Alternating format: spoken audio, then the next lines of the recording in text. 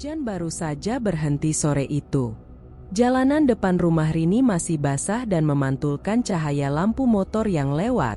Di dalam ruang tamu kecil yang ia jadikan tempat rias, aroma bedak dan hairspray bercampur dengan udara lembab. Rini berdiri di depan cermin besar, menatap wajahnya sendiri yang tampak lelah. Semua orang sekarang pilih ke salon modern. Gumamnya pelan sambil mengusap sisa foundation di tangannya. Sejak pagi, ia sudah menunggu calon pengantin yang batal datang. Pesanan riasan untuk 2 minggu ke depan juga dibatalkan. Alasan mereka hampir sama, kurang halus hasilnya. Atau, teman saya bilang make up-nya nggak tahan lama. Padahal Rini sudah belajar bertahun-tahun, memulai karir dari bawah. Ia pernah jadi asisten di salon besar, lalu memberanikan diri membuka jasa rias sendiri. Tapi entah mengapa, setelah 2 tahun berjalan, pelanggan justru makin sepi. Rini duduk di kursi rotan yang sudah agak goyah. Pikirannya bercampur antara kecewa dan takut. Ia ingat bagaimana pesaingnya, seorang perias muda di kota sebelah, sekarang viral karena hasil riasan, glowing dan kekinian. Rini yang terbiasa dengan gaya rias tradisional merasa tertinggal. Kalau begini terus, bisa-bisa aku tutup tempat ini, katanya lirih. Sore menjelang malam, seseorang mengetuk pintu. Seorang lelaki tua berdiri di luar, memakai jas hujan tipis warna abu-abu. Wajahnya berkerut tapi senyumnya ramah. Permisi, ini rumahnya Mbak Rini, perias pengantin. Rini mengangguk. Iya, betul. Ada yang bisa saya bantu? Pak, saya Darto. Dulu punya rumah di ujung gang sana, sekarang kosong. Saya dengar Mbak Rini butuh tempat rias yang lebih luas.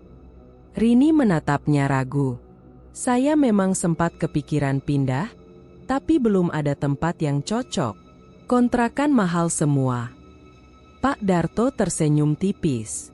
Kalau begitu, coba lihat rumah saya. Sudah lama nggak ditempati. Kalau Mbak mau sewa, cukup bayar seadanya. Asal rumahnya dirawat. Rini sempat diam beberapa saat. Tawaran itu terdengar terlalu mudah. Tapi pikirannya langsung tertuju pada tempat riasnya yang kecil dan nyaris roboh. Boleh, Pak? Besok saya lihat, ujarnya akhirnya. Malamnya, Rini tak bisa tidur. Angin berdesir dari celah jendela. Ia memandangi perlengkapan riasnya satu persatu. Kuas, palet, dan perhiasan imitasi yang mulai kusam. Semua itu saksi perjuangannya selama ini. Ia menutup mata, berharap besok akan membawa awal baru. Keesokan harinya, Rini datang ke rumah yang dimaksud. Letaknya agak jauh dari jalan utama, berdiri di antara pohon mangga dan pagar besi tua. Bangunannya besar tapi tampak suram. Dindingnya pudar dimakan waktu. Ini rumahnya, Mbak, kata Pak Darto sambil membuka pintu. Dulu pernah dipakai buat usaha salon juga. Begitu melangkah masuk, udara di dalam terasa lembab. Aroma kayu lapuk bercampur wangi bedak lama yang samar. Di salah satu sudut ruangan ada meja rias besar dengan cermin tinggi berbingkai kayu. Cerminnya masih bagus, kan? Tanya Pak Darto. Rini mengangguk. Masih, cuma agak tua. Kalau Mbak setuju, mulai besok boleh dipakai. Saya tinggal di rumah sebelah. Rini menatap sekeliling. Ada sesuatu yang aneh tapi sulit dijelaskan. Ruangan itu seperti menyimpan jejak masa lalu. Ia sempat mendengar bunyi seperti langkah pelan di lantai atas, tapi tak melihat siapapun. Mungkin tikus, pikirnya. Malam pertama ia mulai menata peralatan rias di sana. Bayu, suaminya, membantu memindahkan beberapa barang. Tempatnya besar juga ya, walau agak serem, kata Bayu sambil tertawa kecil. Rini menegurnya, jangan ngomong sembarangan, nanti malah beneran angker. Bayu hanya mengangkat bahu lalu pulang lebih dulu karena ada pekerjaan. Sekitar pukul 11 malam, Rini masih menata lipstik dan bedak di meja. Cermin besar di depannya memantulkan sosoknya dengan samar karena cahaya lampu redup. Ia berhenti sejenak, merasa ada sesuatu yang bergerak di pantulan itu, seperti bayangan lewat di belakangnya. Ia menoleh cepat. Ruangan kosong. "Ah, cuma bayangan sendiri," gumamnya. Namun beberapa menit kemudian, terdengar suara lembut seperti bisikan dari arah cermin. "Cantik sekali." Rini spontan mundur 2 langkah. Jantungnya berdetak cepat. Ia menatap cermin lagi, tapi yang terlihat hanya dirinya dengan wajah pucat. Ia buru-buru mematikan lampu dan keluar, menutup pintu rapat-rapat. Di luar, angin malam berhembus pelan membawa bau bunga melati dari halaman. Rini tak tahu, dari balik cermin tua itu, sepasang mata samar tengah menatap kepergiannya. Pagi itu, sinar matahari masuk melalui celah jendela yang sudah berdebu. Rini datang lebih awal ke rumah rias barunya, membawa sapu dan lem basah. Ia bertekad menata ulang ruangan tua itu agar tampak lebih hidup sebelum pelanggan pertama datang. Meja rias besar di sudut ruangan menjadi fokus perhatiannya. Cermin tinggi berbingkai kayu jati tua itu masih berdiri kokoh, meski beberapa bagian sudah retak halus. Di bagian bawahnya, ada 3 laci yang macet saat ditarik. Rini memaksa membukanya satu persatu, berharap menemukan sesuatu yang bisa digunakan. Laci pertama berisi sisir kayu dan serpihan kaca kecil. Laci kedua kosong, hanya debu tebal yang menempel di dasar. Namun, saat ia membuka laci ketiga, ada benda kecil terbungkus kain lusuh. Rini mengangkatnya hati-hati. Kainnya lembab dan berbau apek.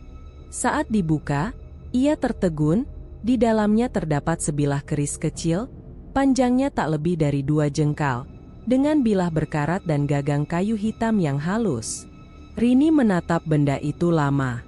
Ada rasa aneh, seperti hawa dingin mengalir dari genggamannya.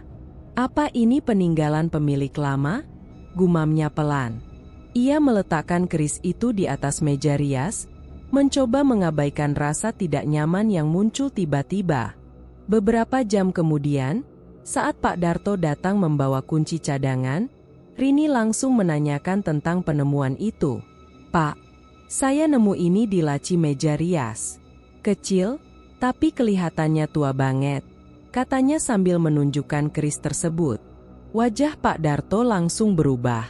Tangannya yang tadi santai kini mengepal. Ia menatap keris itu tanpa berkedip, lalu perlahan berkata, "Ah, itu cuma barang lama. Nggak usah diapa-apain, Mbak. Dulu memang pernah ada yang nyimpen barang aneh-aneh di rumah ini." "Barang aneh maksudnya?" tanya Rini penasaran. Pak Darto menelan ludah, matanya menatap ke arah cermin. "Pokoknya jangan dibersihkan, jangan dibuang juga. Taruh aja di tempat semula. Rumah ini punya sejarah panjang. Kadang ada benda yang lebih baik dibiarkan." Nada suaranya tegas, membuat Rini enggan bertanya lebih jauh. Setelah pria tua itu pergi, Rini tetap menatap keris itu lama. Ia merasa seperti ada sesuatu yang memanggil dari balik bilahnya yang berkarat. Mungkin cuma sugesti, pikirnya, lalu meletakkan keris di atas meja, di samping kuas dan bedak. Anehnya, sejak siang itu, udara di ruangan terasa lebih sejuk, seolah ada angin yang berembus dari arah cermin. Menjelang sore, Rini menerima pesanan kecil dari seorang tetangga untuk rias acara lamaran. Ia bekerja dengan semangat baru. Namun, di tengah merias, ia merasa tangannya lebih luas dari biasanya. Goresan eyeliner rapi, hasil foundation sempurna. "Tumben rapi banget, Mbak," kata tetangga itu kagum.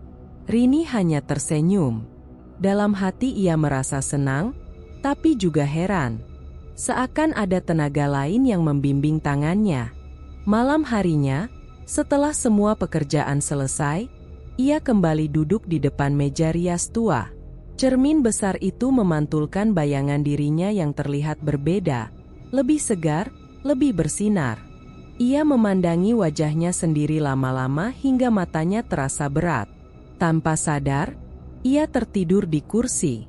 Dalam mimpinya, ruangan itu tampak lebih terang. Ia melihat seorang wanita berdiri di belakangnya, mengenakan kebaya merah tua dengan selendang panjang. Rambutnya disanggul rapi, namun wajahnya kabur, seperti tertutup kabut tipis. Wanita itu tersenyum samar sambil memegang kuas rias, kemudian berkata lembut, "Sekarang giliranmu, Rini. Aku bantu agar tanganmu lebih indah." Rini ingin bertanya siapa dia, tapi tubuhnya kaku. Ia hanya bisa menatap bayangan mereka berdua di cermin. Saat wanita itu mulai menyapukan bedak di pipinya, Rini merasa kulitnya dingin seperti es. Suara napas wanita itu terdengar di telinganya, pelan tapi jelas. Cantik akan membawa rezeki, tapi rezeki juga punya harga. Tiba-tiba, wajah wanita itu berubah hitam legam dan matanya memerah. Rini berteriak, namun suaranya tak keluar. Cermin di depannya retak dengan suara nyaring, lalu semuanya gelap. Rini terbangun dengan keringat dingin membasahi leher. Jam dinding menunjukkan pukul 3 pagi. Lampu ruang rias masih menyala, dan di atas meja, keris kecil itu kini tampak lebih bersih dari sebelumnya, seolah baru saja disepuh. Ia menatapnya dengan napas terengah, jantung berdebar kencang. "Aku cuma mimpi," bisiknya menenangkan diri. Tapi saat ia memandang cermin, ia melihat sesuatu yang membuat tubuhnya membeku. Bayangan wanita berkebaya merah berdiri di belakangnya, tersenyum samar.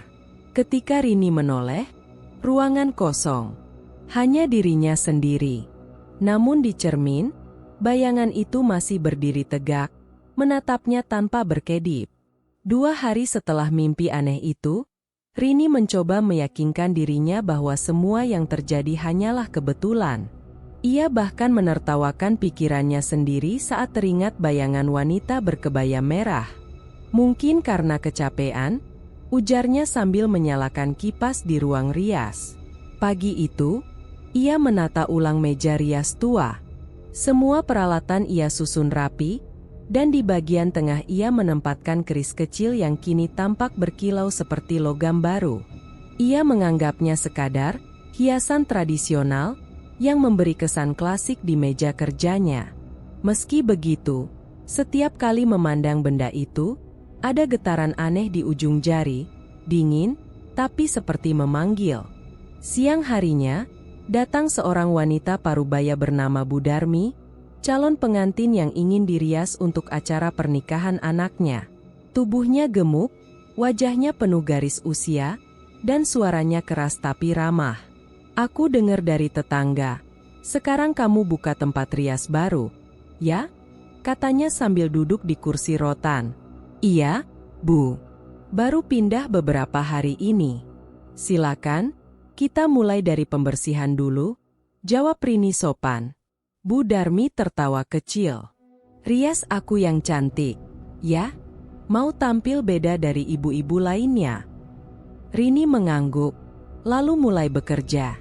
Namun sesuatu terasa berbeda kali ini. Tangannya bergerak ringan dan cepat, seperti tahu persis harus mulai dari mana. Garis eyelinernya presisi, sapuan blushnya lembut, dan hasil akhirnya membuat Bu Darmi terlihat 10 tahun lebih muda.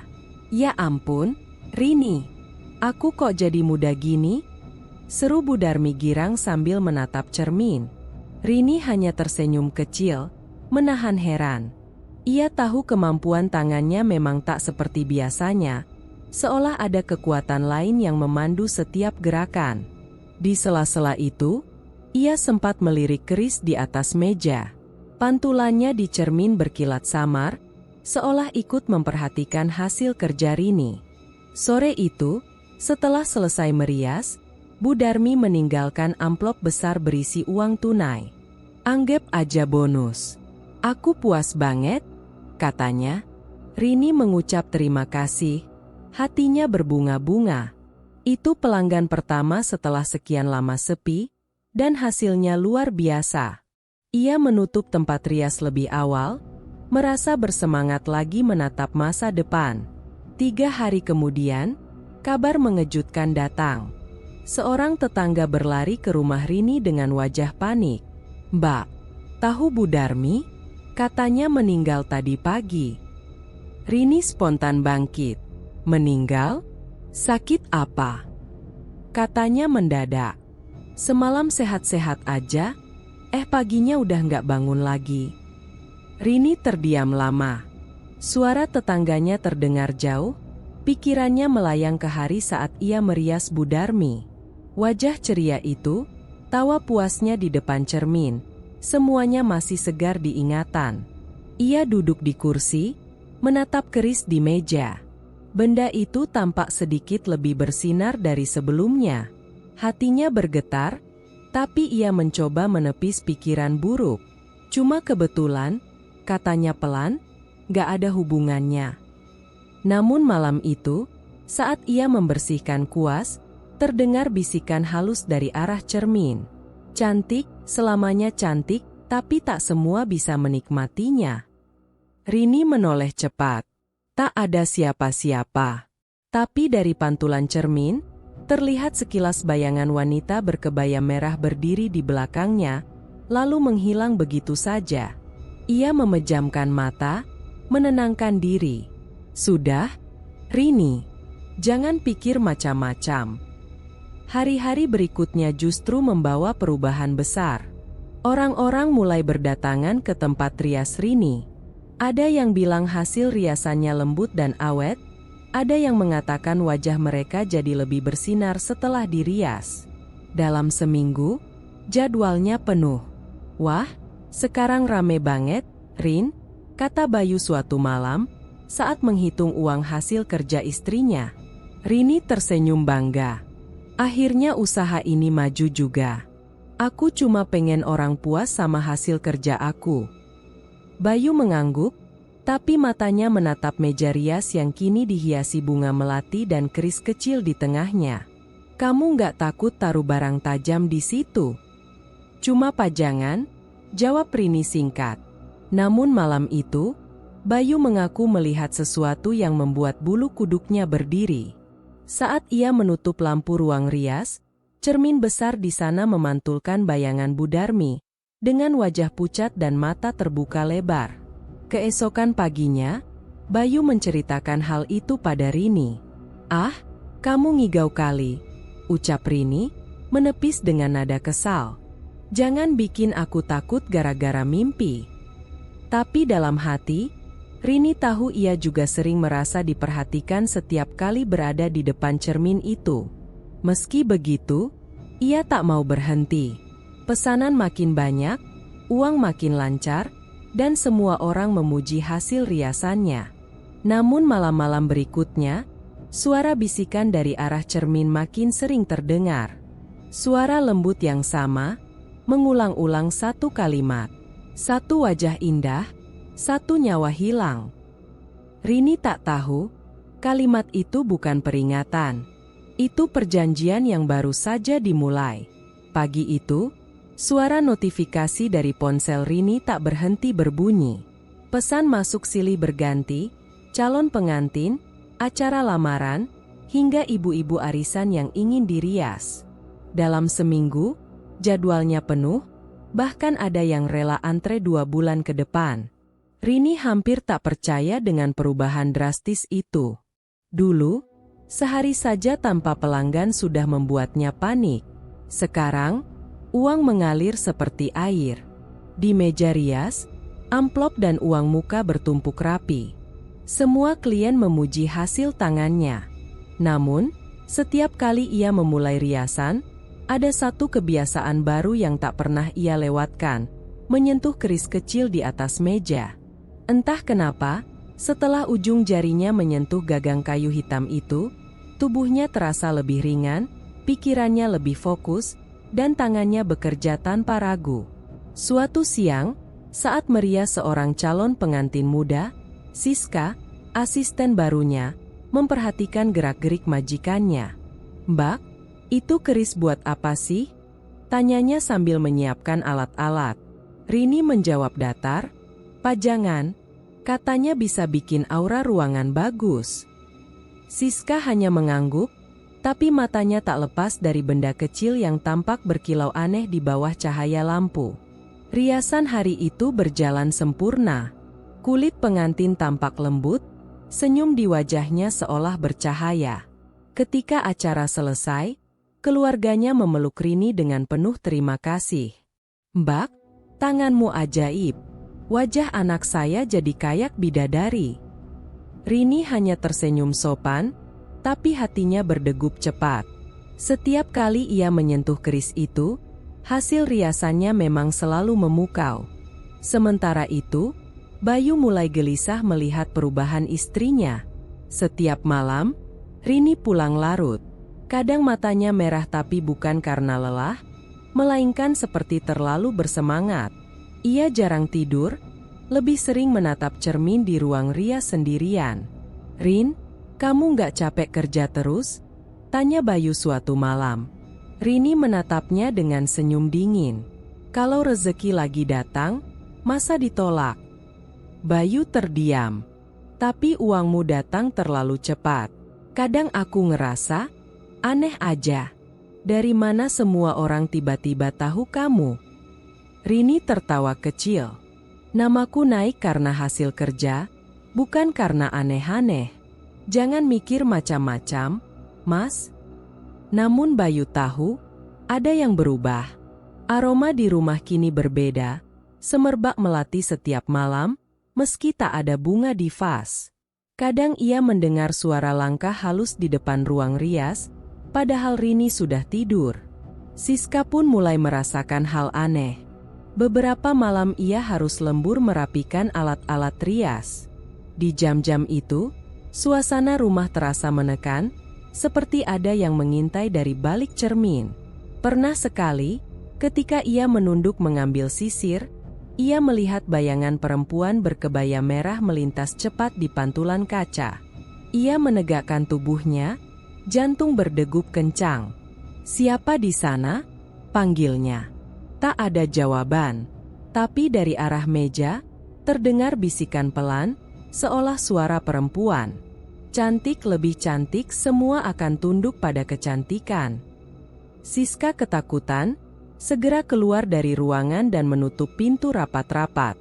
Sejak malam itu, ia enggan sendirian di ruang rias. Hari-hari berlalu. Rezeki Rini semakin deras. Ia mulai membeli perhiasan, baju baru, dan mengganti motor dengan mobil kecil bekas. Orang-orang menyebutnya perias paling laris di kota. Tapi dalam hati, ia tahu, semua itu bukan semata kerja keras. Setiap kali ia menyentuh keris itu, ada sensasi aneh seperti energi mengalir dari gagangnya ke pergelangan tangannya. Dan makin sering ia melakukannya, makin ia merasa kecantikan dirinya sendiri ikut berubah. Kulitnya tampak lebih halus, matanya bercahaya. Bahkan Siska pernah berkomentar, "Mbak, akhir-akhir ini wajahmu beda, kayak lebih muda." Rini tersenyum samar. Mungkin karena sering dandan. Namun di malam-malam sepi, wajahnya di cermin tak selalu sama. Kadang, pantulannya tampak lebih tua, matanya cekung, lalu perlahan berubah menjadi muda kembali. Seolah ada dua sosok di dalam cermin yang saling bertukar tempat. Suatu malam, Bayu terbangun karena mendengar suara lirih dari ruang rias. Ia keluar dari kamar dan mengintip melalui celah pintu. Di sana, Rini berdiri di depan cermin, mengenakan kebaya merah yang belum pernah ia lihat sebelumnya. Rini tersenyum pada pantulannya, sementara keris di tangannya bergetar pelan, memancarkan cahaya samar. Bayu menahan napas. Di pantulan cermin, ia melihat sesuatu yang tak bisa dijelaskan. Di belakang Rini berdiri sosok wanita lain, dengan wajah pucat dan mata merah menyala, menatap lurus ke arahnya. Bayu mundur perlahan, menutup pintu, tubuhnya gemetar. Di dalam ruangan, Rini berbisik pada cermin dengan suara halus. Terima kasih. Mereka semua puas, kan? Suara itu dibalas bisikan pelan. Satu wajah sempurna, satu jiwa terikat. Dan di luar, malam terasa lebih dingin dari biasanya. Semakin hari, kecantikan Rini tampak tak wajar. Kulitnya yang dulu kusam karena sering lembur kini terlihat mulus seperti porselen. Garis halus di bawah matanya menghilang, bibirnya selalu tampak segar seolah baru dioles gincu, bahkan tanpa riasan pun wajahnya tampak berkilau alami. Tetangga-tetangga mulai memperhatikan perubahan itu. Rini sekarang makin cantik ya, gak kalah sama pengantin yang diriasnya, ujar Budarti suatu pagi saat melihat Rini memanaskan mobil barunya. Komentar seperti itu terdengar hampir setiap hari. Dan setiap kali mendengarnya, Rini hanya tersenyum tipis, senyum yang entah kenapa terasa dingin dan berbeda dari dulu. Perlahan, sifat Rini juga ikut berubah. Ia mulai jarang menegur tetangga, jarang bercanda dengan Siska, dan sering memarahi Bayu hanya karena hal sepele. Nada bicaranya kini keras, wajahnya kerap tegang. Suatu sore, saat Bayu mencoba mengajaknya makan bersama, Rini menolak mentah-mentah. Aku nggak sempat, besok ada 3 klien. Jangan ganggu aku dengan hal nggak penting. Bayu menatapnya dengan kecewa. Aku cuma kangen kamu. Rin, kamu beda banget sekarang. Rini memalingkan wajah dari suaminya. Orang berubah kalau mau maju. Jangan terus hidup kayak dulu. Mas? Bayu diam. Ia tahu Rini benar dalam hal ambisi, tapi ada sesuatu di balik perubahan itu yang membuat bulu kuduknya berdiri. Di ruang rias, suasana juga makin aneh. Siska, asisten Rini, sering mendengar suara bisikan pelan setiap kali ia sendirian.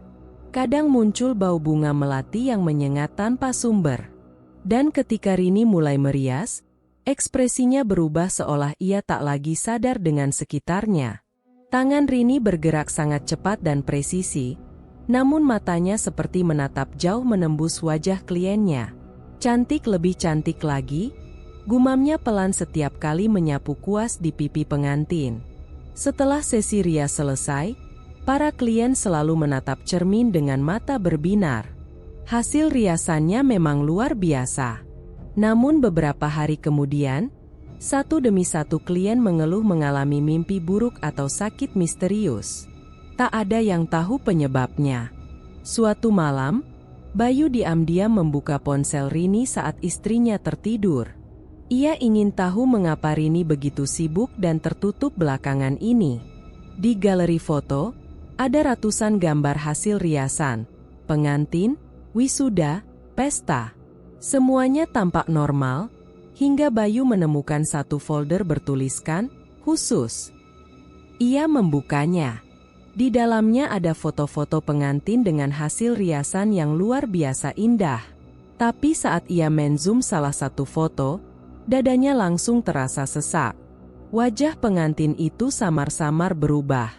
Di balik senyum bahagia, muncul bayangan wajah lain, pucat, matanya merah, dan di belakangnya tampak siluet Rini dengan ekspresi menyeramkan. Bayu menatap layar itu lama, tak percaya dengan apa yang ia lihat. Ia berpindah ke foto lain. Hasilnya sama. Semua pengantin di foto itu memiliki bayangan wajah kedua yang aneh, seolah ada sosok lain yang menempel pada mereka. Tubuh Bayu bergetar. Ia segera menutup galeri dan meletakkan ponsel itu kembali. Tapi saat menoleh ke arah Rini, jantungnya hampir berhenti. Istrinya kini tidak tidur. Rini duduk di tepi tempat tidur, menatapnya tanpa ekspresi. "Kamu ngapain, Mas?" Suaranya tenang tapi datar. Bayu berusaha tersenyum. "Nggak, cuma mau matiin alarm." Rini terus menatap, matanya redup tapi tajam. "Jangan pernah buka ponselku lagi." Lalu ia kembali berbaring, punggungnya menghadap Bayu. Tapi Bayu tahu, malam itu ia tak akan bisa tidur lagi. Keesokan harinya, Siska datang ke rumah lebih pagi dari biasanya. Ia mendapati Rini sedang berdiri di depan cermin, rambutnya tergerai, bibirnya komat-kamit seolah berbicara dengan seseorang. Di meja rias, keris tua itu berdiri tegak, memantulkan cahaya keperakan. Mbak, panggil Siska pelan. Rini menoleh perlahan. Tatapan matanya tajam, tapi wajahnya tampak sangat muda, lebih muda dari sebelumnya. Hampir seperti bukan dirinya. Siska, hari ini aku nggak butuh bantuanmu. Pulang aja dulu, ucapnya datar. Siska mengangguk cepat dan mundur keluar, jantungnya berdebar keras.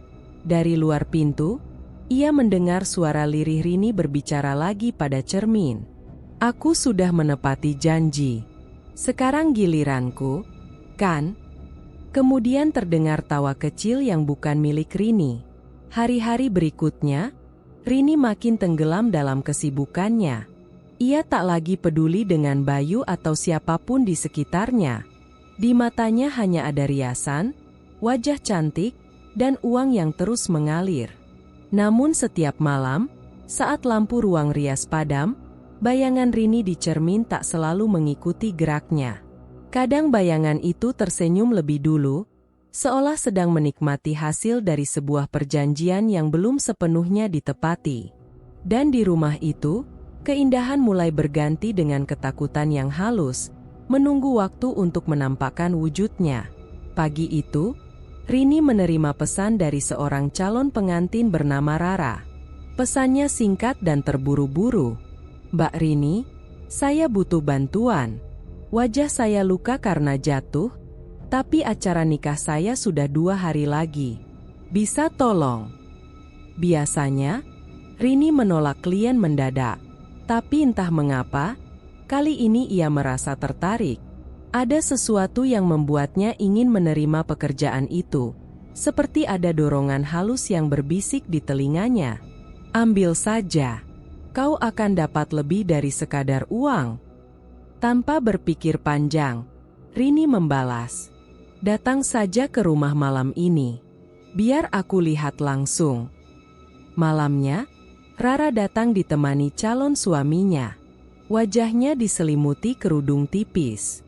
Saat ia membuka penutupnya, Rini menahan napas. Luka sayatan panjang membelah pipi kiri, masih merah dan tampak baru. Rara menunduk malu. Saya sudah ke dokter, tapi katanya butuh waktu lama sembuhnya. Saya takut jelek di hari pernikahan. Rini memandangnya lama. Dalam hatinya muncul rasa iba, tapi lebih kuat dari itu ada rasa penasaran. Bisakah ia membuat wajah rusak itu kembali sempurna? Ia duduk, menatap keris di meja rias. Sinar logamnya bergetar halus di bawah lampu. Rini mengulurkan tangan, menyentuh gagang keris sebelum mulai bekerja. Dalam sekejap, hawa dingin menjalar dari telapak tangannya ke seluruh tubuh. Napasnya berat, tapi pikirannya tajam. Tutup mata, Rara. Jangan bergerak, ucapnya pelan. Rini mulai bekerja. Kuas, bedak, dan lipstik bergerak cepat seolah tak digerakkan manusia. Setiap kali kuasnya menyentuh kulit Rara, luka di pipi itu perlahan memudar. Bukan tertutup make up, tapi benar-benar hilang seperti diserap ke dalam kulit. Siska, yang berdiri di dekat pintu, melihat perubahan itu dengan mata membesar. Mbak, kok bisa? Diam, potong Rini tajam, tanpa menoleh. Setelah hampir 1 jam, hasilnya luar biasa. Rara menatap pantulan dirinya di cermin, dan air matanya jatuh. Ya Tuhan, wajah saya mulus lagi. Rini tersenyum tipis. Aku cuma bantu sedikit. Tapi di cermin, Siska melihat sesuatu yang lain. Di belakang bayangan Rara, tampak sesosok perempuan tua berpakaian merah berdiri diam, matanya hitam kosong. Ia menatap lurus ke arah Rini. Keesokan harinya, acara pernikahan berjalan meriah. Semua orang memuji kecantikan Rara. Tak ada yang percaya jika 2 hari lalu wajahnya penuh luka. Namun malam harinya, kejadian aneh mulai terjadi. Rara terbangun dengan tubuh gemetar. Di dalam kamar pengantin, ia melihat bayangannya di cermin tersenyum, padahal ia tak sedang tersenyum. Dari pantulan itu, muncul suara perempuan berbisik, "Cantik sekali, tapi kecantikan harus dibayar." Rara menjerit. Suaminya berlari mendekat, mencoba menenangkan, tapi tiba-tiba tubuh Rara kaku dan matanya terbalik. Ia mengeluarkan suara rendah, bukan suaranya sendiri. Dia sudah mengambilnya, kulitku, wajahku. Seisi rumah panik. Doa dan bacaan ayat suci menggema, tapi Rara terus menjerit dan memukuli wajahnya sendiri hingga berdarah. Akhirnya, ia pingsan. Kabar tentang kejadian itu cepat menyebar. Siska mendengar langsung dari tetangga yang kebetulan hadir di pesta. Dengan wajah pucat, ia melapor pada Rini. "Mbak, pengantin yang kemarin katanya kerasukan. Orang-orang ngomong aneh." "Mbak?" Rini sedang menghitung uang di meja, tak sedikit pun menunjukkan rasa kaget. "Biar saja. Urusan mereka. Tugasku cuma bikin cantik." Siska menatapnya tak percaya. "Tapi, Mbak, itu kayaknya bukan hal biasa. Waktu kemarin Mbak nyentuh keris itu. Aku?" "Cukup." Rini membentak keras hingga Siska terdiam. "Jangan campuri urusanku. Fokus kerja." Siska menelan ludah, lalu keluar dari ruangan dengan tubuh gemetar. Di belakangnya, Rini masih menatap cermin dengan ekspresi datar. Di pantulan kaca, wajahnya tampak sedikit berbeda, kulitnya lebih cerah, pipinya lebih halus, dan luka kecil di bawah dagunya yang dulu pernah ada kini menghilang. Ia tersenyum samar, mengelus pipinya sendiri. "Setiap wajah yang kusentuh kau menyerapnya, ya?" gumamnya pada keris di meja. Keris itu bergetar pelan, mengeluarkan suara dengung halus seolah menjawab. Malam menjelang. Di rumah Rara, keluarga memanggil ustaz untuk mengobati pengantin yang masih terguncang. Saat air doa dipercikan ke tubuhnya, Rara menjerit dan memegangi pipinya. Luka panjang muncul kembali di tempat yang sama, seperti terbuka dari dalam kulit. Sementara itu, di rumah Rini, suasana berbeda. Ia sedang merapikan uang hasil kerja hari itu, wajahnya memancarkan cahaya aneh di bawah lampu redup. Ketika menatap cermin, ia tersenyum lebar. Tapi di belakang pantulannya, sosok perempuan tua tadi muncul lagi, kali ini lebih dekat, dan senyumnya identik dengan Rini. Rini menyentuh kaca perlahan, seolah berbicara pada bayangannya. "Besok, ada 3 pengantin lagi. Kita lanjut." "Ya." Bayangannya mengangguk pelan. Dan di dalam cermin, mata sosok itu memerah seperti bara. Sore itu, Siska datang lebih awal dari biasanya. Langit tampak kelabu, awan gelap menggantung di atas rumah Rini. Ia bermaksud membereskan perlengkapan rias karena esok ada 3 klien besar. Namun begitu membuka pintu, suasana rumah terasa aneh, terlalu sunyi, terlalu dingin. Dari arah ruang rias terdengar suara lirih. Siska menahan langkahnya, berusaha mengenali suara itu. "Cantik, semua cantik, tapi kau yang paling sempurna." Suara Rini. Tapi ia tidak sedang bicara dengan siapapun.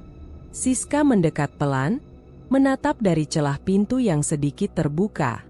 Di dalam ruangan, Rini berdiri di depan cermin besar. Rambutnya terurai, wajahnya tampak bersinar di bawah lampu redup. Tapi yang membuat Siska hampir menjerit adalah pantulan di cermin.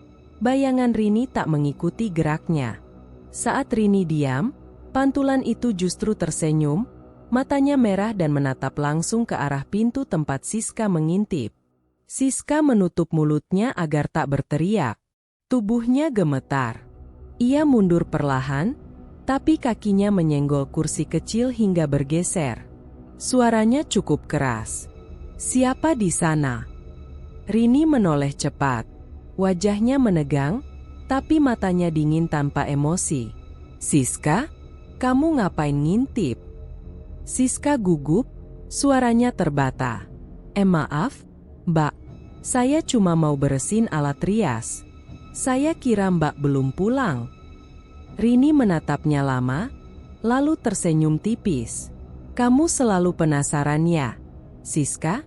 Hati-hati, kadang rasa ingin tahu bisa bikin orang menyesal." Nada suaranya pelan tapi menusuk. Setelah Rini keluar dari ruangan, Siska berdiri diam di lorong, menunggu beberapa menit hingga suara langkah Rini menghilang ke dapur. Ia menarik napas panjang, lalu memberanikan diri masuk ke ruang rias. Bau melati langsung menyeruak, lebih kuat dari biasanya. Di meja rias, alat-alat tertata rapi, tapi ada satu benda yang mencuri perhatiannya, keris tua itu. Cahaya sore menembus tirai tipis, memantulkan kilau samar pada bilah logamnya. Siska mendekat perlahan.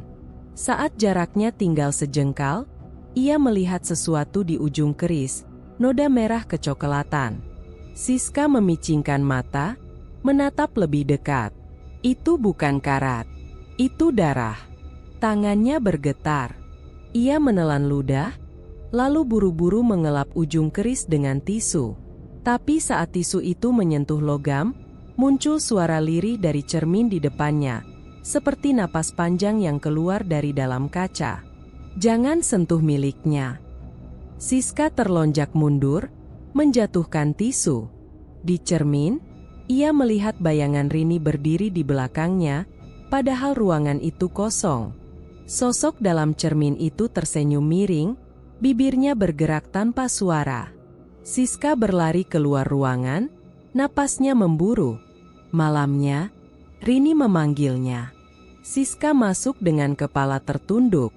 Rini duduk di depan meja rias, memegang keris itu sambil mengelus gagangnya. "Kamu tadi masuk ke ruanganku." Siska mencoba tenang. "Saya cuma beresin alat, Mbak. Dan kamu nyentuh kerisku." Siska diam. Napasnya tercekat. Rini menatapnya lama, lalu berdiri. Tatapannya menusuk seperti pisau. "Kamu tahu nggak, Siska? Keris ini bukan benda biasa. Dia milik orang yang setia, dan nggak suka disentuh sembarangan." Suaranya pelan, tapi terasa seperti ancaman. "Mbak, saya cuma khawatir. Saya lihat ada darah di ujungnya," ujar Siska memberanikan diri. Rini tersenyum dingin. "Darah itu, harga dari kecantikan dan rezeki. Gak semua orang sanggup mengerti." Siska melangkah mundur, tubuhnya bergetar. "Mbak, ini gak benar. Sejak Mbak pakai keris itu, banyak hal aneh terjadi. Orang-orang mereka..." "Cukup," teriak Rini tiba-tiba. Suara bentakannya menggema keras, membuat lampu gantung bergoyang. Rini mendekat selangkah demi selangkah. Wajahnya yang dulu lembut kini berubah tegas dan menakutkan. "Kamu kerja di sini karena aku kasih makan, kan? Jangan ikut campur urusanku kalau masih mau kerja. Paham?"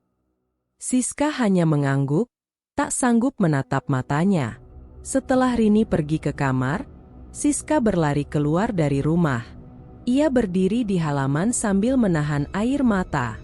Angin malam berhembus dingin, membawa aroma melati yang semakin menusuk. Ia tahu sekarang bahwa ada sesuatu yang jahat bersemayam di balik kesuksesan majikannya. Dan ia juga tahu, kalau terus di sana, cepat atau lambat dirinya akan ikut terseret.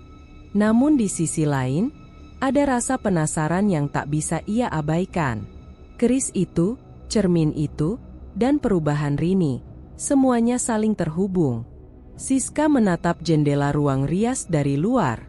Di balik kaca, ia melihat cahaya redup, dan sekelebat bayangan perempuan berpakaian merah muncul sesaat sebelum menghilang. Ia menggenggam tangannya kuat-kuat, berbisik pada diri sendiri. Aku harus tahu asal-usul benda itu sebelum semuanya terlambat. Dari dalam rumah, terdengar suara lembut Rini bernyanyi, lagu Jawa kuno dengan nada sendu yang membuat bulu kuduk Siska berdiri. Dan malam itu, untuk pertama kalinya, Siska sadar bahwa yang dihadapinya bukan sekadar majikan ambisius, melainkan seseorang yang mungkin sudah tidak sepenuhnya manusia. Malam itu, rumah terasa lebih sepi dari biasanya. Hanya terdengar suara jam dinding yang berdetak pelan, diselingi hembusan angin yang membuat tirai bergoyang. Bayu duduk di ruang tamu, menatap kosong ke arah pintu kamar rias yang tertutup rapat. Dari balik pintu itu, samar-samar terdengar suara Rini sedang berbicara, bukan dengan seseorang, tapi dengan dirinya sendiri, atau sesuatu. Aku sudah menepati janji, kan? Sekarang giliranmu. Suara Rini lirih, tapi jelas. Bayu menggenggam ponselnya erat-erat, mencoba menahan rasa takut yang semakin menyesakkan dada. Ia sudah terlalu sering melihat hal aneh di rumah itu. Cermin yang berkabut sendiri, suara tawa perempuan di tengah malam, dan yang paling mengerikan, tatapan Rini yang kini bukan lagi tatapan istrinya. Beberapa hari terakhir, wajah Rini tampak terlalu sempurna, seperti boneka porselen tanpa celah. Namun di balik kecantikannya, ada aura dingin yang membuat Bayu merasa seolah sedang hidup dengan orang asing. Pagi harinya, saat sarapan, Bayu memberanikan diri bicara. "Rin, kita perlu ngobrol," katanya pelan. Rini menatapnya tanpa ekspresi. "Tentang apa?" "Semua ini. Tentang kamu, tentang rumah ini. Aku nggak tahan lagi lihat kamu berubah kayak gini." Rini tersenyum tipis, tapi senyum itu terasa menakutkan. "Berubah? Aku cuma jadi versi terbaik dari diriku sendiri. Bukannya itu yang kamu mau dulu? Aku sukses, punya uang, bisa bantu kamu." Bayu menggeleng lemah. "Tapi caranya salah, Rin. Ada yang nggak beres. Aku sering lihat kamu ngomong sendiri. Kadang malam-malam kamu di depan cermin sambil ketawa. Itu bukan kamu." Rini terdiam beberapa detik, lalu menatap suaminya dengan sorot mata tajam. "Kamu nggak paham, Mas. Aku udah kerja keras. Aku udah bayar mahal buat semua ini. Jangan ganggu aku." "Bayar apa?" bentak Bayu, emosinya pecah. "Dengan nyawa orang lain? Dengan jiwamu sendiri?" Wajah Rini berubah dingin. Ia berdiri, mendekat perlahan sambil berkata datar, "Jangan sok tahu. Aku sudah terlalu jauh untuk berhenti sekarang." Suasana meja makan membeku. Bayu terpaku, tak sanggup menatap wajah istrinya lebih lama. Di mata Rini kini ada sesuatu yang lain, bukan kemarahan, tapi semacam kebanggaan gelap, seolah ia bangga dengan kekuatan yang menguasainya. Malamnya, Bayu mengemasi pakaian dalam diam. Setiap langkah di lantai kayu terdengar berat, seolah rumah itu sendiri menahan kepergiannya. Ia menulis secarik surat dengan tangan gemetar, meletakkannya di atas meja makan. "Rini, aku pergi. Aku nggak sanggup lagi lihat kamu seperti ini. Tolong berhenti sebelum semuanya terlambat. Aku masih sayang kamu, tapi yang sekarang bukan Rini yang aku kenal." "Bayu." Ia menatap surat itu lama, berharap Rini akan membacanya dan sadar. Namun di dalam hatinya, ia tahu, perempuan itu sudah bukan sepenuhnya istrinya lagi. Bayu menatap sekeliling rumah untuk terakhir kalinya. Semua terasa asing, foto pernikahan di dinding yang warnanya mulai pudar, meja rias di ujung ruangan yang kini seperti altar, dan aroma melati yang semakin pekat. Ketika ia melangkah ke pintu, terdengar suara lembut dari belakang. "Mau kemana, Mas?" Bayu berhenti. Ia menoleh perlahan. Rini berdiri di ruang tamu, mengenakan kebaya merah darah, rambutnya terurai panjang. Di tangannya, keris tua itu berkilau samar di bawah lampu. "Rin, Aku cuma butuh waktu. Aku pengen kamu sadar, ucap Bayu dengan suara bergetar. Rini melangkah pelan ke arahnya, senyumnya tipis namun matanya tajam. Kamu pikir aku gila? Aku cuma melakukan apa yang perlu dilakukan. Semua ini hasil kerja keras dan pengorbanan.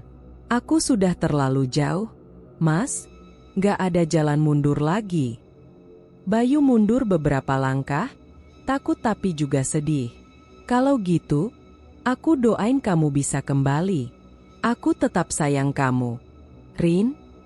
Rini tertawa kecil, suara tawanya berat, nyaris tak manusiawi. Kasih sayang gak bisa beli kesuksesan.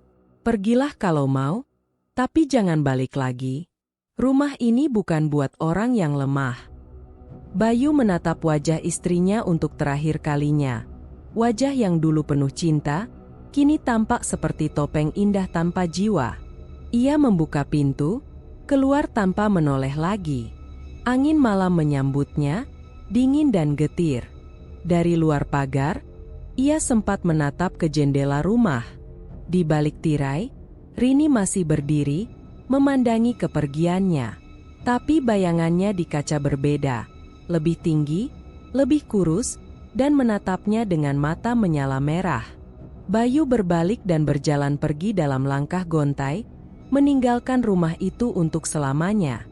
Di dalam rumah, Rini menatap surat yang ditinggalkan di meja. Ia membacanya sekali, lalu meremas kertas itu hingga hancur. Dia lemah, bisiknya pelan, lalu ia menatap cermin besar di ruang rias. Sosok perempuan tua berbaju merah muncul di belakang pantulannya. Rini tersenyum tipis dan berbisik, "Sekarang cuma kita berdua."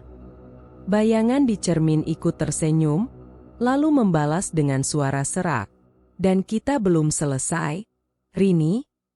Jam menunjukkan pukul 11.47 malam ketika mobil hitam berhenti di depan rumah besar di pinggiran kota. Udara lembab, langit mendung, dan suara jangkrik terdengar samar di kejauhan. Dari dalam mobil, Rini keluar sambil membawa koper riasannya yang kini tampak jauh lebih mewah dari beberapa bulan lalu. Ia menatap bangunan besar itu, rumah keluarga Hartono, salah satu keluarga paling terpandang di kota itu. Malam ini ia diminta merias pengantin perempuan untuk acara akad nikah dini hari. Jadwalnya begitu padat, sehingga Rini tak bisa menolak meski jam sudah larut. Seorang pembantu tua menyambutnya di pintu. "Bu Rini, ayo masuk. Nona sudah menunggu di kamar atas," katanya lirih, suaranya bergetar entah karena lelah atau takut. Rini mengangguk tanpa banyak bicara. Langkah kakinya bergema di lantai marmer.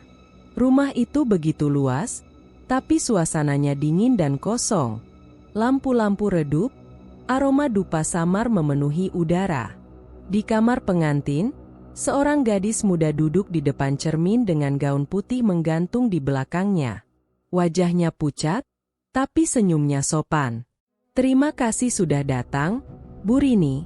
Saya dengar hasil rias ibu luar biasa," katanya pelan. Rini hanya tersenyum tipis. "Kita mulai, ya? Waktunya nggak banyak." Ia membuka koper rias, mengeluarkan alat-alatnya dengan gerakan cepat dan teratur. Namun malam itu, ada satu hal yang berbeda. Di sisi koper, tersembunyi keris kecil yang kini selalu ia bawa kemanapun. Sebelum mulai bekerja, Rini menyentuh gagang keris itu sebentar.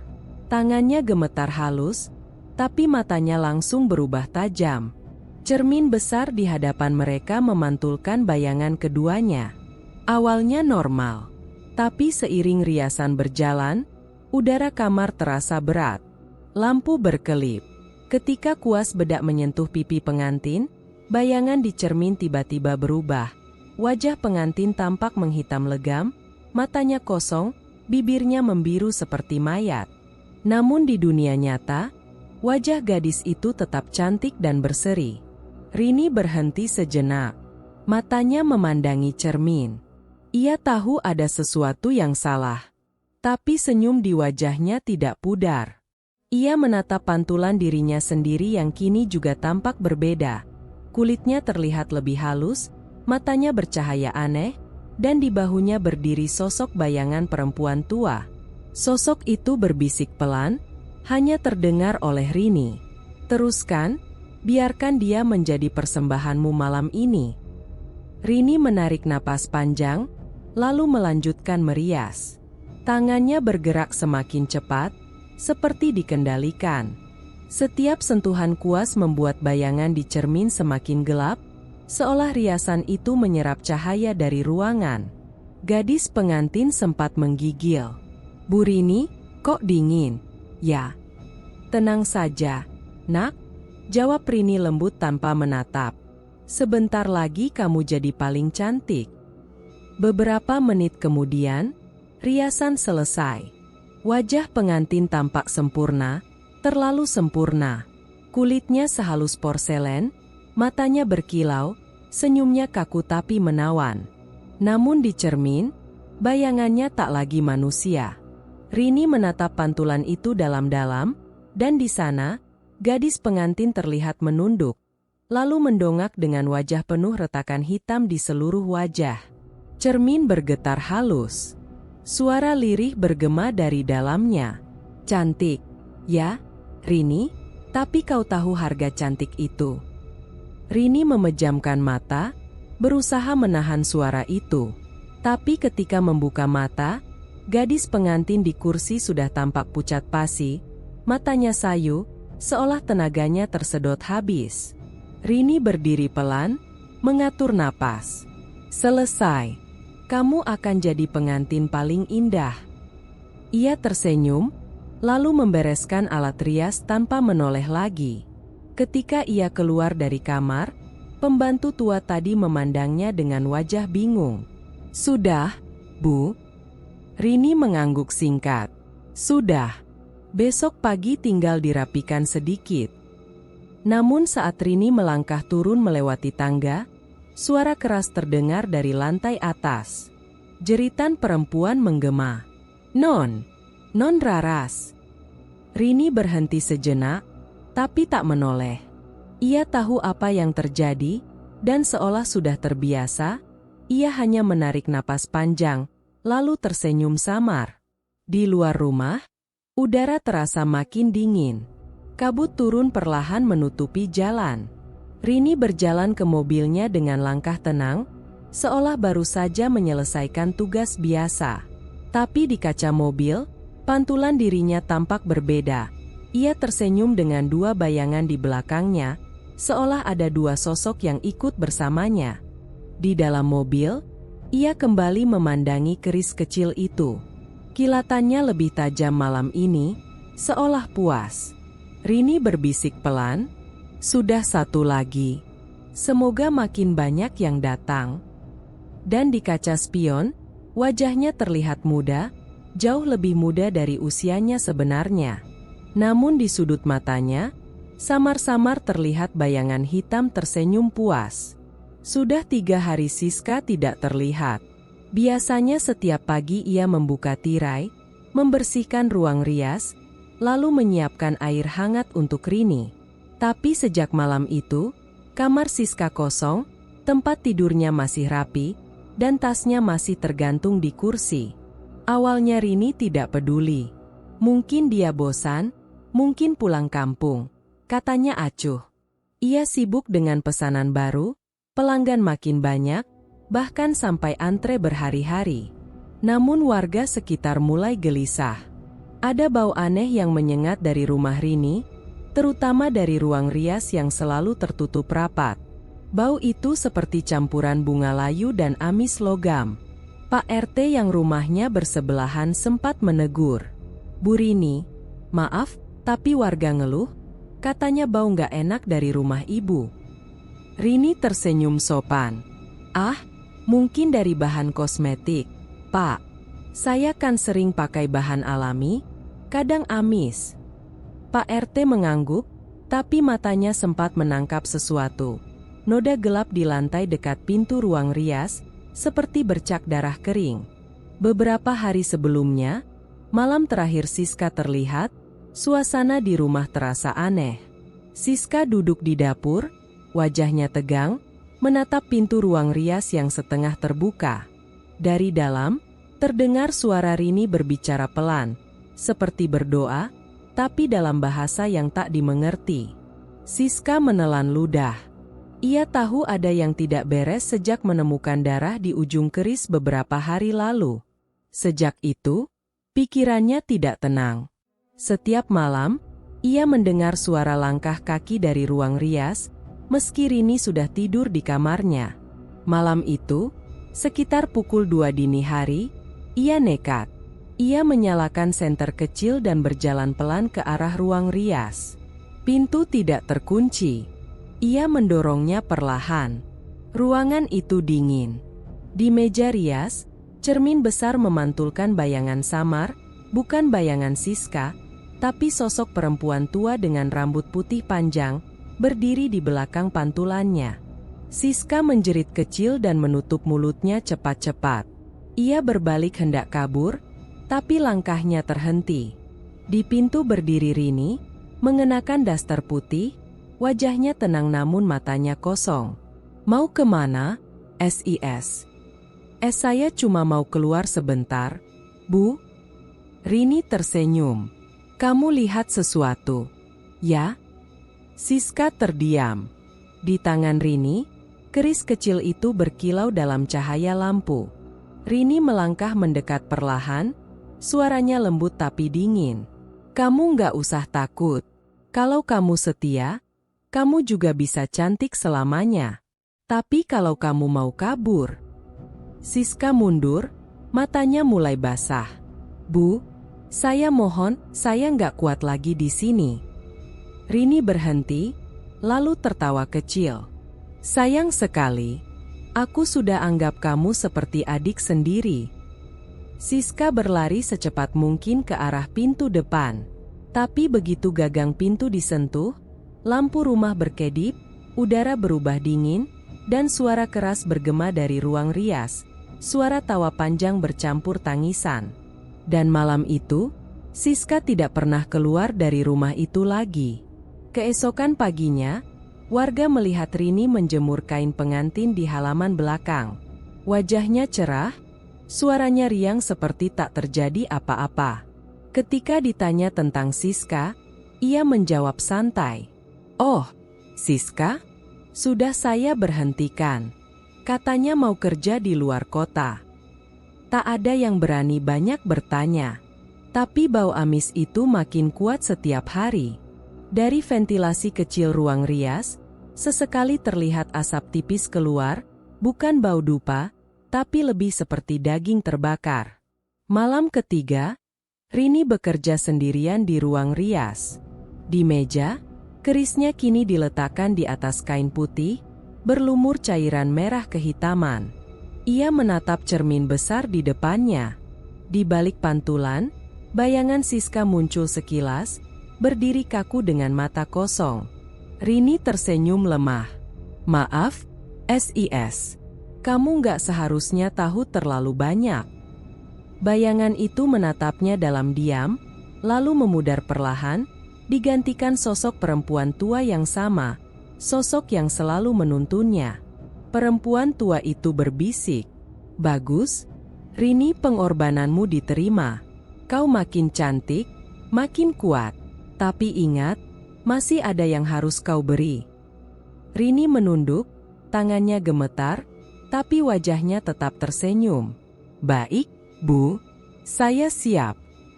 Beberapa hari kemudian, warga sekitar mulai berbisik-bisik. Katanya, pembantunya nggak balik-balik. "Iya, tapi si Bu Rini sekarang tambah cantik, ya? Mukanya kayak nggak tua-tua." Rini mendengar semua bisikan itu dari balik jendela. Ia hanya tersenyum samar. Di ruang rias, cermin besar kini tampak retak di bagian atas, dan dari retakan itu menetes cairan merah ke bawah. Namun bagi Rini, itu bukan darah. Itu adalah tanda keberuntungan. Dan malam itu, ia bersiap lagi, memoles wajah seorang pengantin baru, dengan tangan yang semakin terampil dan jiwa yang makin kosong. Siang itu, udara di rumah Rini terasa aneh, terlalu tenang, terlalu hening. Tirai tetap tertutup, dan aroma melati kering bercampur dupa memenuhi ruangan. Rini duduk di depan cermin besar, menatap wajahnya yang kini jauh berbeda dari dulu. Kulitnya bersinar, garis halus di wajah lenyap, dan matanya berkilau seperti batu akik yang berpendar samar. Namun di balik kecantikannya, ada sesuatu yang ganjil. Tatapan itu tidak lagi manusiawi. Ketika ia tengah merapikan alat riasnya, terdengar suara ketukan di pintu depan. 3 kali, berat dan pelan. Rini berjalan ke arah pintu tanpa tergesa. Saat dibuka, berdirilah Pak Darto, tuan rumah dari rumah tua tempat Rini dulu memulai usahanya. Wajahnya terlihat lebih tua, rambutnya memutih sebagian, tapi sorot matanya masih sama, tajam dan penuh rahasia. "Rini," katanya lirih, "kita perlu bicara." Rini mengernyit. "Pak Darto? Lama sekali nggak kelihatan. Ada apa? Boleh saya masuk?" "Kalau soal uang sewa dulu, saya sudah lunas semua." "Bukan itu," jawab Pak Darto pelan. "Ini soal keris yang kamu temukan di meja rias." Suasana berubah dingin seketika. Mereka duduk di ruang tamu. Rini tampak gelisah, tapi berusaha tersenyum. "Kenapa dengan keris itu, Pak? Saya cuma simpan. Anggap saja barang antik." Pak Darto menarik napas berat. "Keris itu bukan barang antik biasa, Rini. Itu dulu milik Bu Lestari, penata rias pengantin sebelum kamu. Dia tinggal di rumah tua saya, sampai akhirnya dia bunuh diri di depan cermin." Rini menatap tanpa berkedip. "Bunuh diri? Karena apa?" "Karena dia terikat perjanjian," jawab Pak Darto. "Dia ingin selalu muda dan laris, sama seperti kamu sekarang. Tapi dia tidak tahu, setiap wajah cantik yang dia ciptakan, harus dibayar dengan 1 jiwa." Kata-kata itu membuat udara seolah berhenti. Rini menegakkan badan, nadanya berubah dingin. "Pak Darto, saya nggak percaya hal begituan. Kalau dia bunuh diri, itu urusannya. Lagi pula, saya cuma pakai keris itu buat pajangan." Pak Darto menatapnya lekat. "Kamu tahu itu tidak benar. Aku bisa lihat dari matamu, Rini. Kamu sudah terlalu dalam." Rini berdiri, suaranya meninggi. "Saya berhasil karena kerja keras, bukan karena benda itu. Jangan datang ke sini bawa cerita bodoh, Pak." Namun Pak Darto tetap duduk tenang. "Aku datang bukan untuk menghakimi. Aku cuma mau menyelamatkan kamu sebelum terlambat. Kembalikan keris itu. Kuburkan di tanah tempat dulu kamu menemukannya, sebelum dia menagih semuanya." Rini tertawa pendek. "Dia? Siapa dia yang Bapak maksud?" Pak Darto menatap kosong ke arah ruang rias yang pintunya setengah terbuka. "Dia yang ada di cerminmu, Rini. Dia yang sudah menunggumu sejak pertama kali kamu menyentuh keris itu." Rini menegang. Sekilas, dari arah cermin terdengar bunyi, ting, pelan, seperti logam yang beradu. Rini segera menoleh ke arah suara itu, tapi tidak melihat apapun. Ketika ia kembali menatap Pak Darto, pria tua itu sudah berdiri. "Terakhir kali aku bilang, Rini, lepaskan benda itu sebelum terlambat. Jangan ulang kesalahan Bu Lestari. Dia juga pikir bisa mengendalikannya." Rini membalas dengan tatapan kosong. "Saya bukan dia, Pak." Justru itu yang dikatakan Lestari sebelum dia menusuk dirinya sendiri di depan cermin. Hening. Rini menelan ludah. "Saya pikir kita sudah selesai. Silakan keluar, Pak." Pak Darto menatapnya terakhir kali dengan mata penuh iba, lalu berjalan pergi tanpa berkata apa-apa lagi. Pintu menutup pelan. Dan saat keheningan kembali, Rumah itu seolah hidup. Lampu meredup, udara berubah dingin, dan di ruang rias terdengar getaran halus, seperti benda logam yang berdenyut. Malamnya, Rini tak bisa tidur. Ia duduk di depan meja rias, menatap keris kecil di sana. Permukaannya berkilau samar, seperti sedang bernafas. Rini mendekat, jarinya menyentuh gagangnya. Hangat, hampir seperti kulit manusia. Tiba-tiba keris itu bergetar hebat, membuat bedak dan sisir berjatuhan dari meja.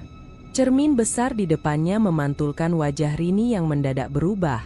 Kulitnya tampak retak, matanya merah, bibirnya kering. Tapi di dunia nyata, wajahnya masih utuh dan cantik. Dari dalam pantulan, suara serak terdengar. Dia tidak bohong. Rini, tapi kamu sudah terlalu jauh untuk kembali. Rini mematung, dadanya naik turun. Kalau memang aku sudah terlalu jauh, katanya pelan, maka aku akan terus maju. Keris di atas meja berhenti bergetar. Tapi dari dalam cermin, bayangan perempuan tua kembali muncul, kini tersenyum lebar. Dan dalam pantulan itu, Rini juga tersenyum, tapi senyumnya bukan lagi miliknya sendiri.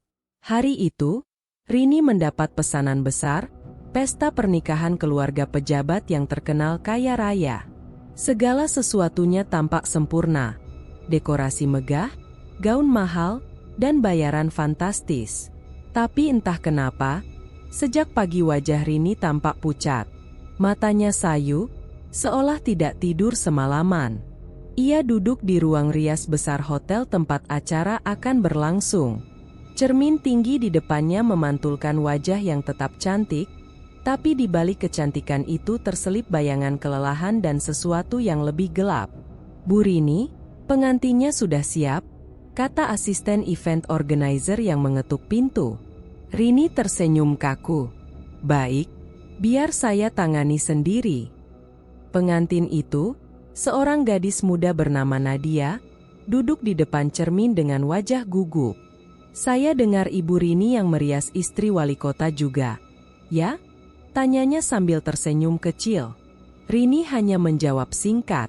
Iya, tenang saja, hasilnya pasti sempurna. Ia membuka koper riasnya, mengeluarkan alat-alat yang kini tampak seperti benda pusaka.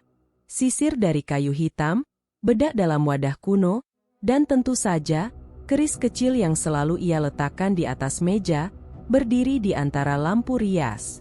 Begitu keris itu dikeluarkan, udara ruangan berubah dingin.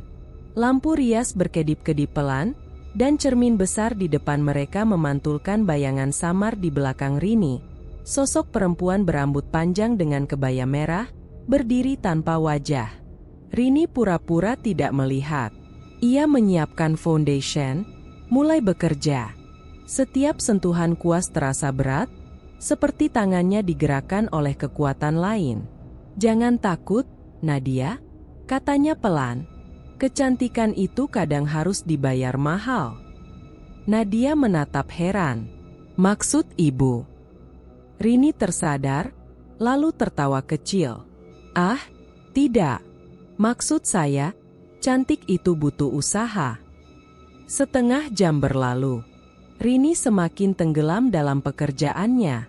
Namun saat ia menatap cermin untuk memeriksa hasil riasan, sesuatu yang ganjil terjadi. Wajah Nadia di cermin tidak ada. Bukan kabur, bukan berubah, benar-benar hilang. Seperti seseorang menghapusnya dengan kain basah, meninggalkan leher, rambut, dan gaun putih yang masih utuh. Rini tertegun.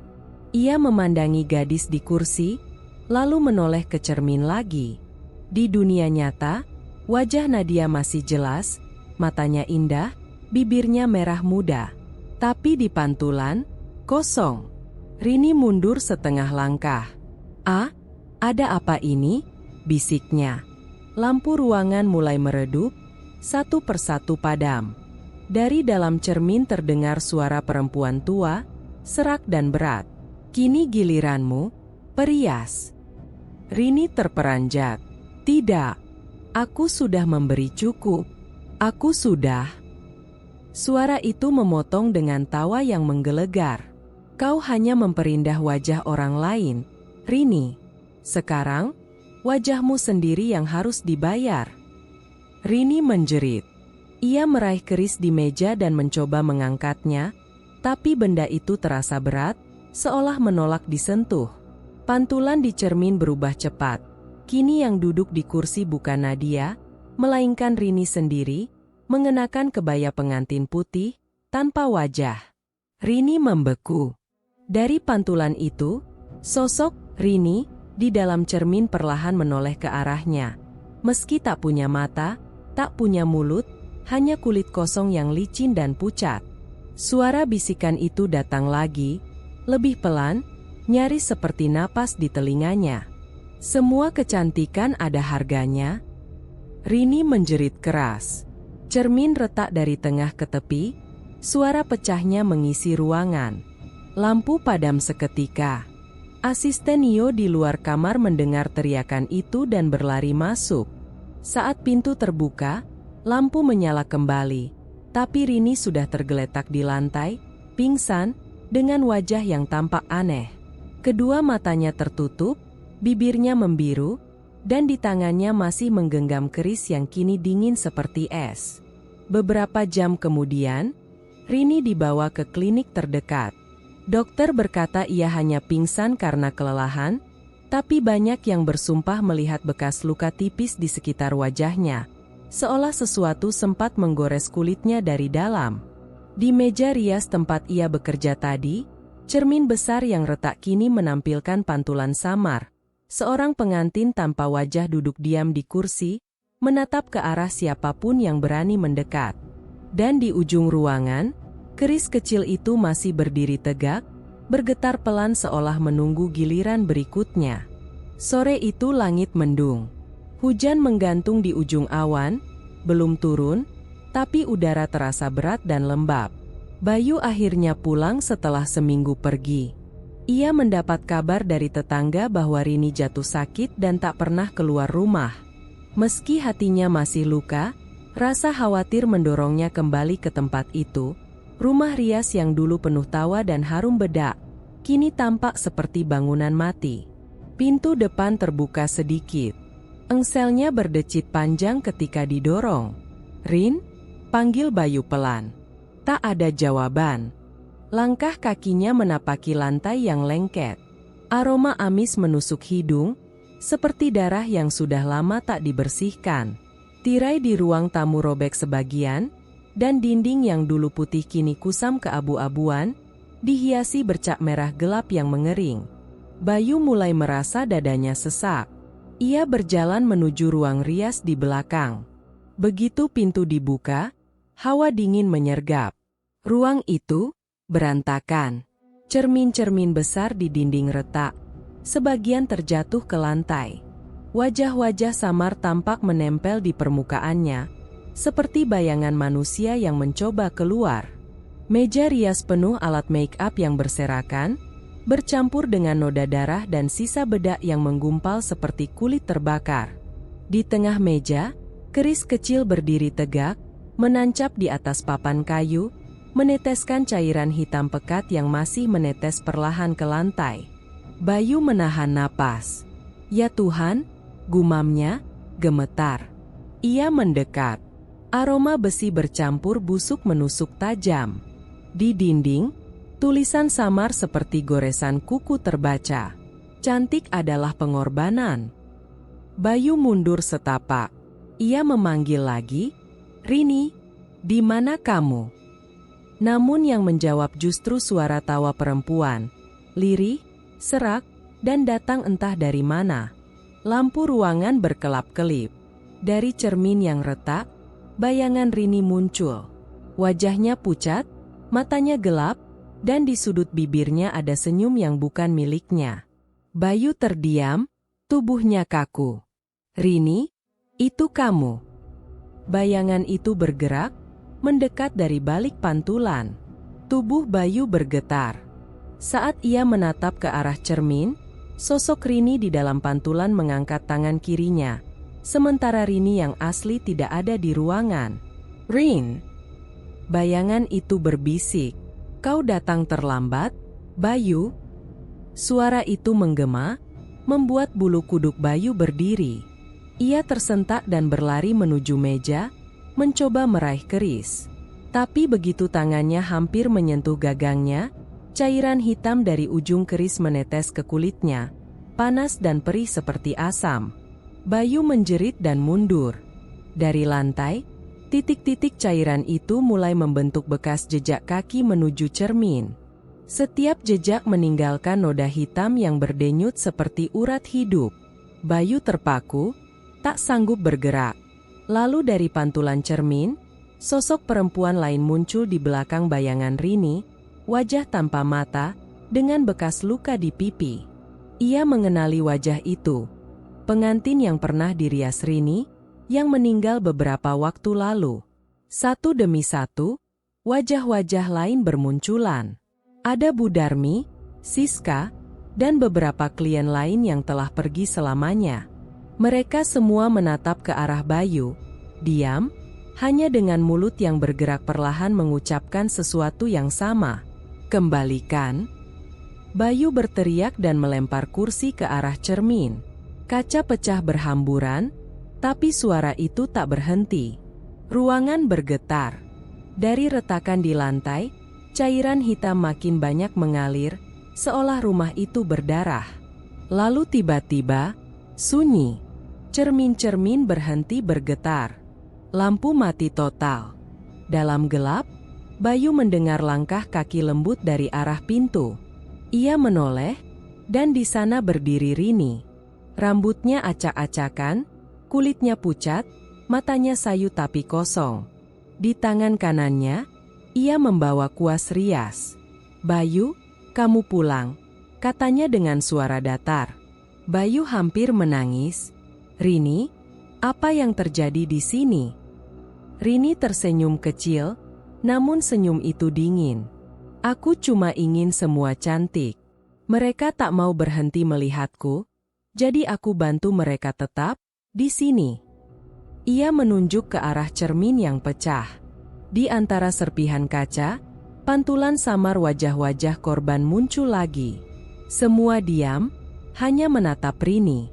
Bayu mencoba mendekat, tapi tiba-tiba keris di meja bergetar keras, mengeluarkan dengungan rendah seperti bisikan ribuan suara. Rini menatapnya, lalu berujar pelan, "Mereka belum puas, Bayu. Dan aku juga belum." Saat itu, lampu menyala sendiri dengan kilatan terang. Bayu menutup mata sesaat, dan ketika membuka kembali, Rini menghilang. Yang tersisa hanya meja rias, keris yang kini menancap lebih dalam, dan noda hitam yang membentuk pola wajah tanpa mata di lantai. Malam itu, warga sekitar mengaku mendengar suara riasan, dentingan kuas, gemerincing perhiasan, dari rumah kosong itu. Setiap kali seseorang lewat, cermin-cermin di dalamnya bergetar pelan, seolah masih ada yang bekerja di baliknya. Dan di tengah ruangan, keris itu tetap berdiri, meneteskan cairan hitam yang tak pernah kering. Malam itu hujan turun deras. Petir membelah langit di atas rumah tua yang kini menjadi sarang ketakutan. Bayu berdiri di depan pagar besi berkarat, tubuhnya basah kuyup, mata menatap kosong ke arah rumah yang dulu menjadi tempat kerja istrinya. Di tangannya tergenggam jerigen bensin. Di sampingnya, berdiri Pak Darto, pria tua yang wajahnya penuh sesal. "Sudah kukatakan," ujar Pak Darto lirih, "keris itu bukan benda biasa. Ia menuntut jiwa setiap kali digunakan untuk mempercantik orang lain." Bayu menatapnya tajam. "Kalau begitu, malam ini semuanya berakhir." Keduanya masuk perlahan. Lantai berdebu basah oleh air hujan yang merembes lewat atap. Aroma amis masih tercium samar, bercampur bau logam. Di meja rias yang sama, keris itu masih berdiri tegak, memantulkan kilat dari luar jendela. Cermin di belakangnya retak, membentuk pola wajah samar yang seakan sedang tersenyum. Bayu menelan ludah. "Aku tak mau satupun orang lain jadi korban lagi." Pak Darto mengangguk. Ia mengambil sebotol minyak tanah dan menumpahkannya di seluruh ruangan. Kau tahu, dulu pemilik pertama keris ini juga penata rias, katanya perlahan. Ia bunuh diri setelah wajah para pelanggannya membusuk tanpa sebab. Sejak itu, keris ini berpindah dari tangan ke tangan, selalu membawa kecantikan dan kematian bersamaan. Bayu terdiam, matanya terpaku pada cermin. Dalam pantulan, samar-samar ia melihat bayangan Rini berdiri di belakangnya. Rambut panjang, mata kosong, senyum yang dingin. Bayu, suara itu pelan, hampir tak terdengar. Kenapa kamu ingin menghapusku? Bayu memutar tubuhnya cepat. Tak ada siapa-siapa. Hanya keris di meja yang kini bergetar halus. Cepat, seru Pak Darto.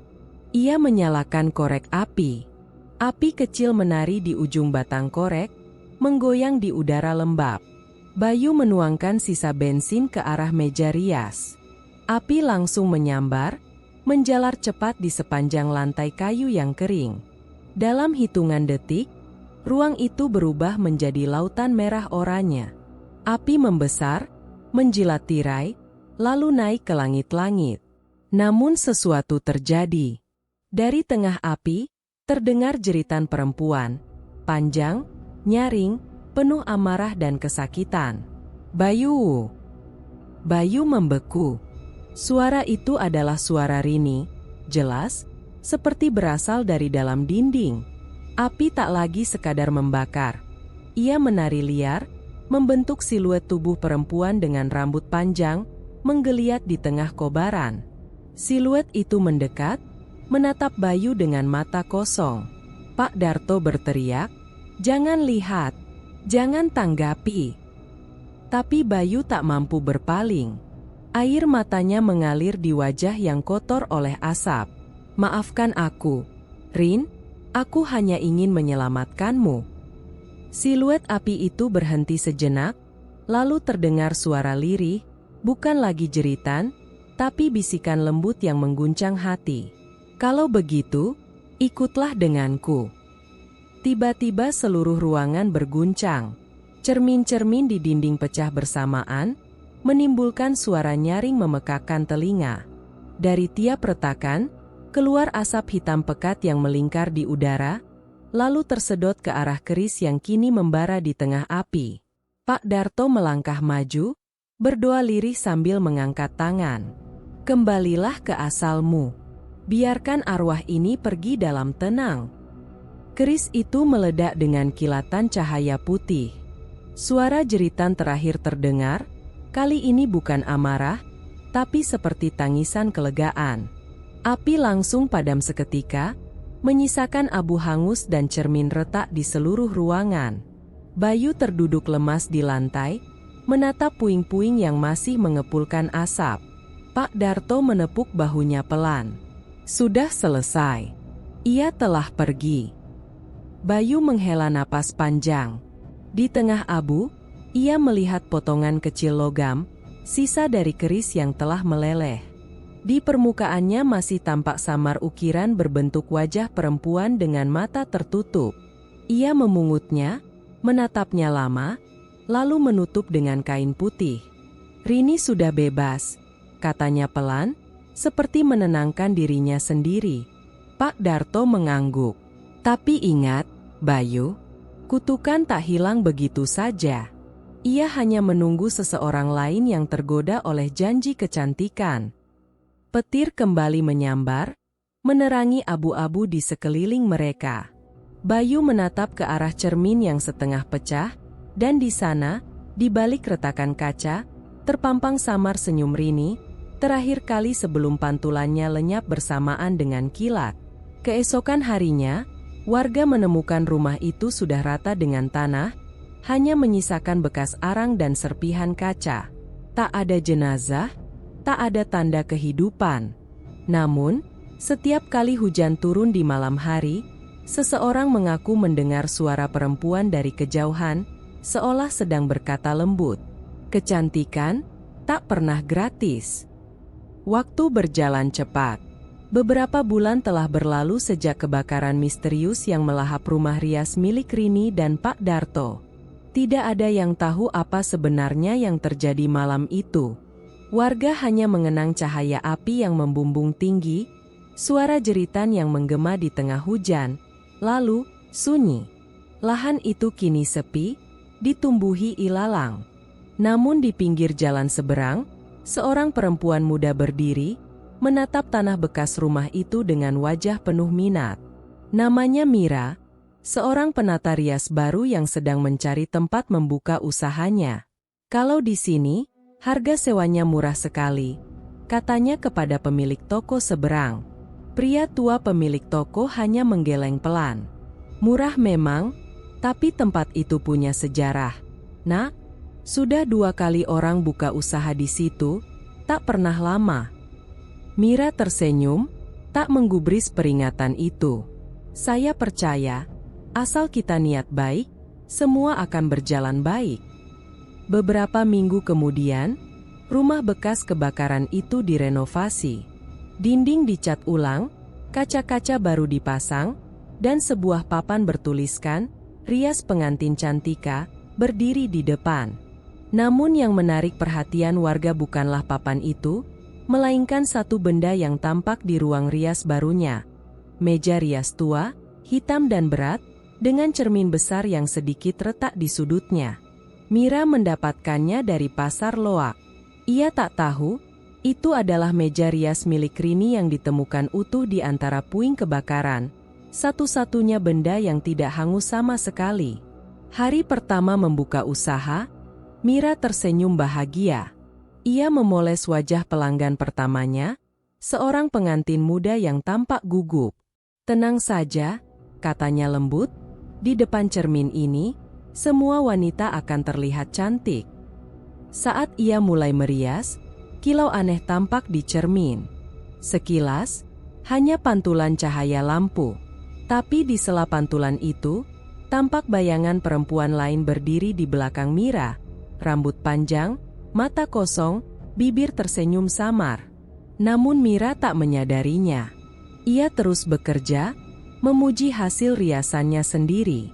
Sempurna, gumamnya, menepuk bahu sang pengantin. Begitu klien pergi, Mira membersihkan kuas-kuas riasnya. Ia berhenti sejenak, memperhatikan cermin. Retakan kecil di ujung kanan seolah berdenyut pelan, seperti urat hidup. Ia mendekat, menyentuh permukaannya dengan ujung jari. Cermin terasa dingin, terlalu dingin. Saat jarinya menempel, hembusan napas muncul dari balik pantulan. Suara lirih terdengar samar, seperti desahan seseorang yang lama tertidur. Mira terlonjak mundur. Siapa itu?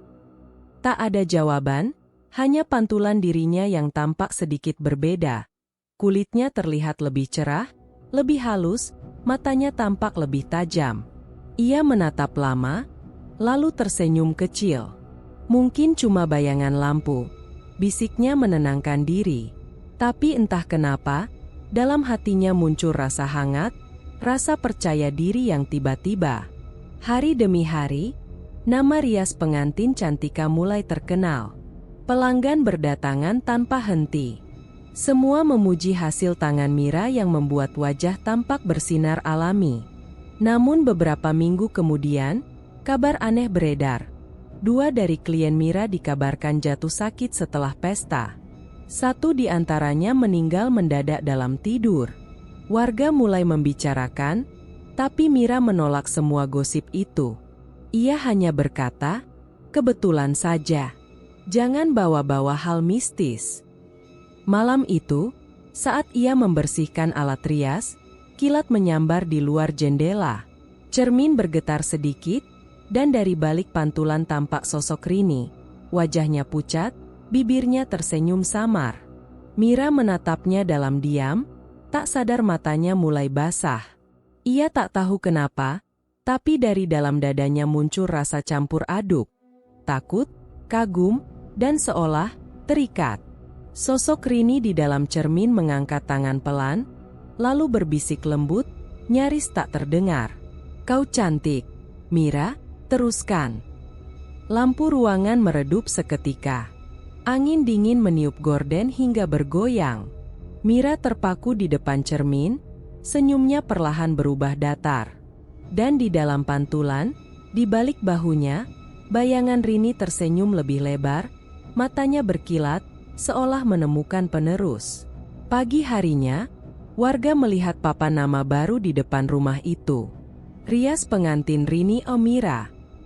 Tidak ada yang tahu siapa yang menambahkan nama itu. Tidak ada pula yang berani bertanya. Sore menjelang malam, ketika matahari mulai tenggelam, cahaya jingga memantul di cermin ruang rias. Di sana, dua perempuan tampak berdiri berdampingan, satu nyata, satu bayangan. Keduanya tersenyum, lalu cermin itu bergetar pelan, seolah hidup. Dan cerita berakhir di sana, dengan satu pertanyaan yang menggantung di udara. Apakah kutukan itu benar-benar berakhir? Atau baru saja dimulai? Dalam setiap keindahan, selalu ada harga yang harus dibayar. Rini mungkin telah lenyap bersama apinya, tapi cermin itu masih memantulkan wajah siapapun yang haus akan kesempurnaan. Kini, meja rias itu punya pemilik baru.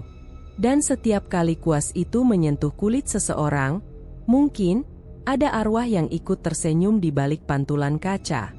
Sebab dalam dunia pesugihan, tidak ada kata berakhir. Hanya giliran berikutnya.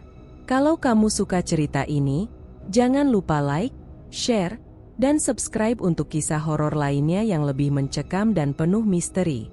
Nyalakan lonceng notifikasimu, supaya kamu gak ketinggalan setiap kisah baru yang mungkin lebih dekat dari yang kamu kira. Sampai jumpa di cerita berikutnya. Dan ingat, jangan terlalu lama menatap cermin. Kadang, yang menatap balik bukan dirimu sendiri.